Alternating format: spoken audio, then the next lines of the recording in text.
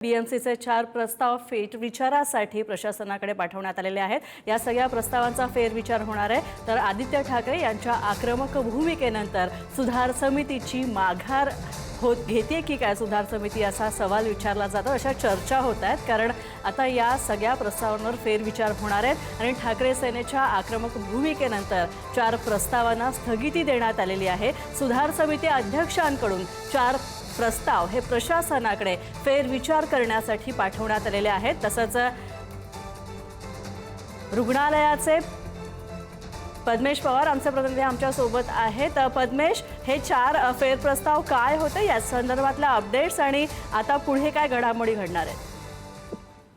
नक्कीच आपण जर पाहिलं तर आदित्य ठाकरे यांनी थेट मुख्यमंत्री देवेंद्र फडणवीस यांना या संदर्भात कॉल लावलेला आहे। कारण आपण जर पाहिलं तर यामध्ये जे प्रमुख अशा ज्या मागण्या होत्या त्यामध्ये सेवन हिल्स रुग्णालयाचे खासगीकरण असो किंवा 5 उपनगरीय रुग्णालयातील ज्या रक्तपेढ्यांचा पीपीपी प्रस्ताव असो आणि त्याचबरोबर वांद्रे जे रिक्लेमेशन येथील एक एक्झिबिशन सेंटर आणि त्याचबरोबर मलबार हिल मधील ग्रीन झोन बद्दलचा जो प्रस्ताव या समावेश होता।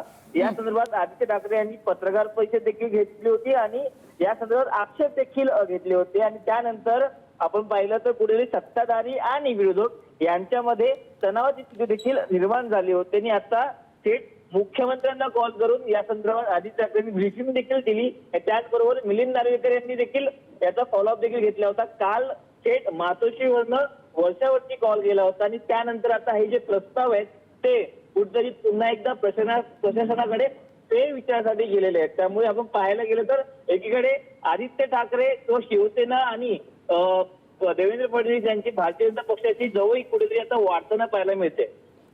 धन्यवाद पद्मेश, या सगळ्या अपडेट्स बद्दल। तर आपण